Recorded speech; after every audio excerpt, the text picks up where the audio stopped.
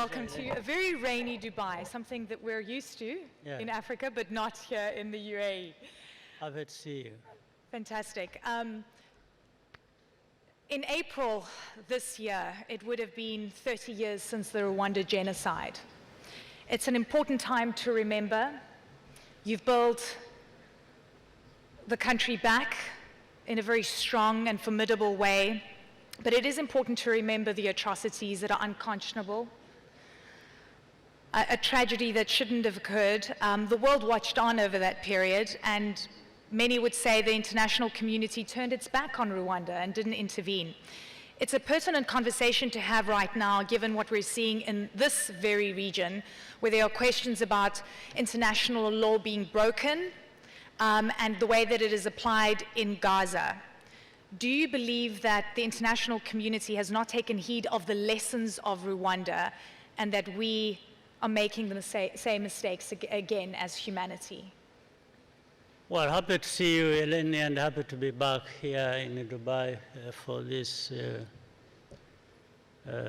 summit. It's always good to be here. There are many ideas that one learns from and contributes to as well. So to the question, lessons learned is always talked about, but I don't see many in the world learning lessons. We should be learning from history, from many things that have happened, from a lot of events.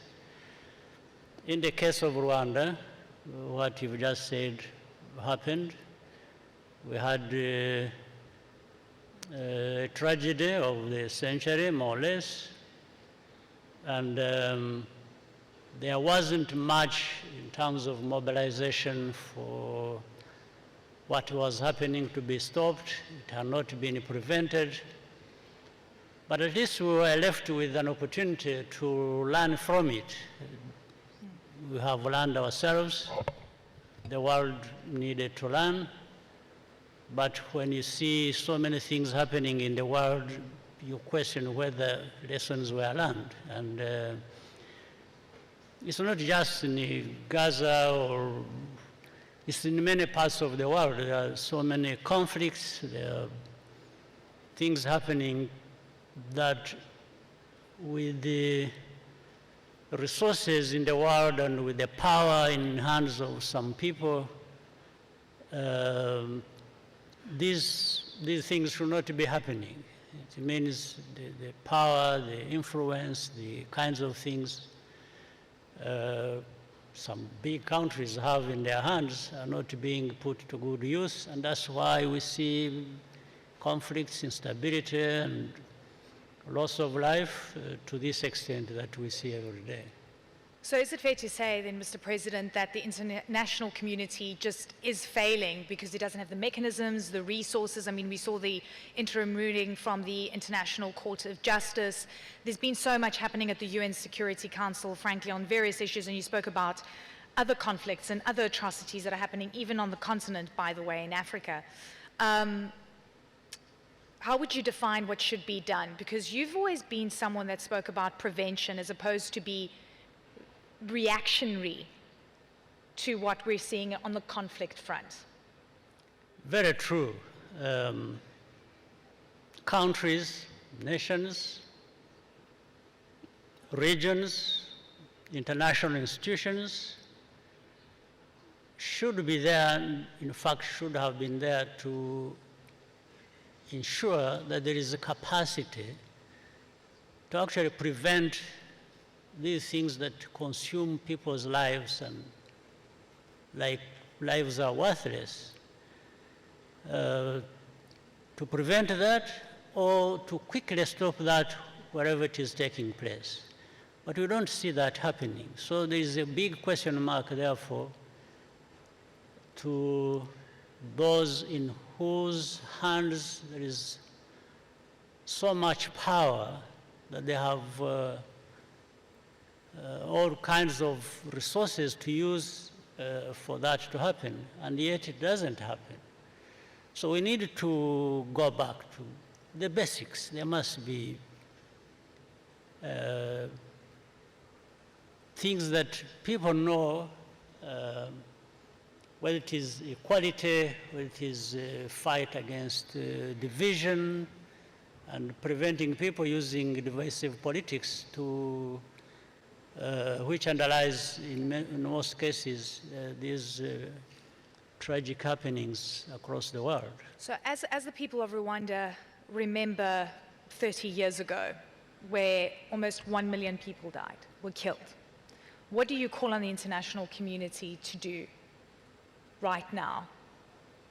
Well, I don't know what is new that I would call the world to do that we didn't call the world to do in the past or that time it was happening. But that is a very significant signal that the world is not learning much from what is happening or what has happened in the past to be able to prevent such a situation from occurring. So what is it there that I can tell the world that has, that can influence the world to operate differently? I don't know. But for those of us who have experienced these situations and circumstances, we've learned our lessons. In fact, one lesson learned is that for countries, that's why I said countries need to build their own capacities. There are also going to be times when you are on your own. And even for things that should attract support or, synergies across, because there is no one country that has everything. When you need such, it will not happen. It won't be coming. So. And you'll be on your own. You'll be on your own. It's a very, very important point. Speaking of being on your own, Africa only now has a permanent seat on the G20, and that's through the AU. Antonio Guterres, the UN chief, is calling for a permanent seat for Africa at the UN Security Council. For far too long, frankly, Mr. President, Africa has not been included in influencing global decisions. Do you think that these two seats, these two changes, hopefully at the UN Security Council as well, but at the G20, is going to change that? Well, those two seats are long overdue. One would ask, why did it not happen 10, 20 years ago, or even more? Why is it even being talked about now? And in reality, with the G20, it's beginning to happen. But here I want to say this. There are two problems. One is we, Africa itself, we need to organize, to be together, to have a voice, a strong voice, because there are many resources on our continent. Why don't we leverage that so that the rest of the world also is interested in working with us in a cooperative way, rather than just telling people to follow what they have decided. So that is one part. The other part is what I alluded to earlier, the power that is wielded by a number of countries in this world should also be used rationally and reasonably, and get to understand that Africa, for example, is as important as they are, so that, and they are not there to just be, Africa is not there to be influenced, or to take sides according to the lines they have decided or determined. So those two things must be addressed. How rational the powerful parts of the world are and how they use their power. The second is for Africa to understand and to know that it's actually powerful in many ways. Absolutely. Because Africa has enormous resources. It's got everything. Yes, human and other resources. Absolutely true. I mean, you're talking about the power that is wielded by, certain countries that clearly make the big decisions. There's a lot of talk and I guess concern, sort of people are saying that there could be a shift in the power axis globally, whether it's the BRICS nations, also inviting Middle Eastern countries to the fray, for example, and other emerging market countries. Do you see that shift happening? Do you believe that we could see that? I think it is happening. It's bound to happen. Things of that nature we have witnessed in the last 5, 10, 20 years cannot continue unchallenged. There's no question about it. Yeah. So when you spoke about Africa coming together, I mean, we've got the African Continental Free Trade Area. It's a piece of policy that is working together to get countries to work together. But at the same time, the continent needs stability. We have seen many coups, specifically in West Africa, over the past few years. How concerned are you? Because we've got 19 presidential and democratic, general elections this year in Africa. It's pivotal, but at the same time, it coincides with coups. Yeah. Well, it goes back to learning lessons. I'm sure people in those countries or places where coup d'etats are taking place, we have also to look at the root cause of that. It is easy to condemn coups and say it shouldn't happen. It is right. But at the same time, we need to ask ourselves the question. We understand it that way, yet the coups actually keep taking place. So that means there's something lacking. And therefore, that's what takes us to the root causes. In most cases, it comes down to two things. One is, people talk about leadership and so on and so forth. Leadership needs to be looked at in a sense of the weight carried by those in leadership to make sure that they serve the interests of their own people and for their prosperity. In most cases, that doesn't happen in some places. The other is about governance. You have leaders, you have how they use that responsibility to govern the entities that they are leaders for. So that's, when you see coups happening, you quickly go to that place. It's not just the military taking over, power that is for the civilian entities. It's about why does it happen? Yeah. So two things, leadership lacks, governance is lacking, and there is an implosion, whichever country that happens.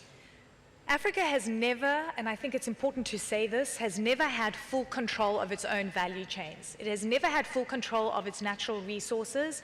It exports raw. At some point, it loses the most lucrative part of the value chain. And so many other countries benefit because they've been able to industrialize based on the commodities that Africa exports. Africa's hoping to industrialize further, yes, aggressively so.